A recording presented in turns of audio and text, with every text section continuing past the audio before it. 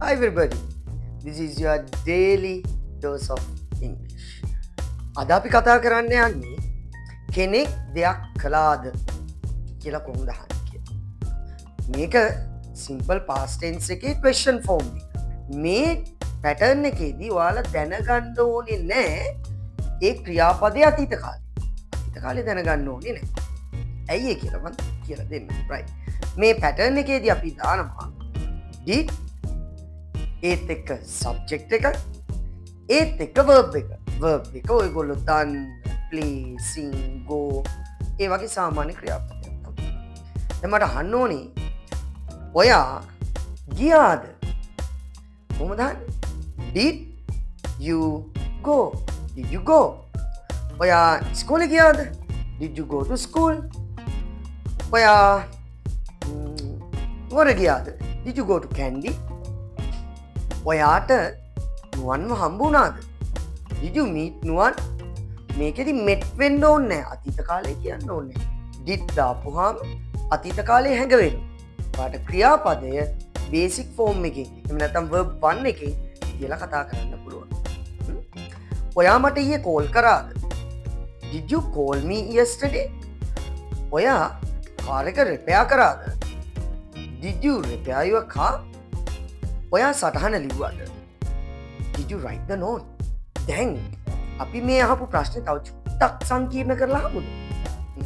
අපි මේකට පාවිච්චි කරමු. where? කොහෙද? why? ඇයි? what? මොකක්ද? මොනවාද? how? කොහොම?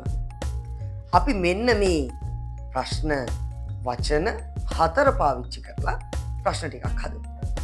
අපි මෙතෙන්දි මේ ප්‍රශ්න වචන ටික මේ WH questions ටික how එක්ක ඉස්සරහට දානවා. එතකොට අපි where කිව්වොත් where did subject verb. ඔයා කොහෙද ගියේ? where did you go? ඇයි ඔයා ගියේ? why did you go? ඔයා කොහොමද ගියේ? how did you go? ඔයා මොකද කළේ? what did you do? what did you do? ඔයා මොකද කළේ? එහෙනම් නවීන් කොහෙද ගියේ? where did Naveen go? Meena මොකද කළේ? what did Meena do? ඔයාට කවද්ද සිතුම් හම්බුනේ? when did you meet සිතුම්? ඔයා කොහොමද ඒක කළේ? how did you do that? එහෙනම් කෙනෙක් මොකද කළේ? කොහෙද ගියේ? කොහොමද දෙයක් කළේ? කවද්ද මේ දේ කළේ? කියලා අහන්නේ what, where, how, when.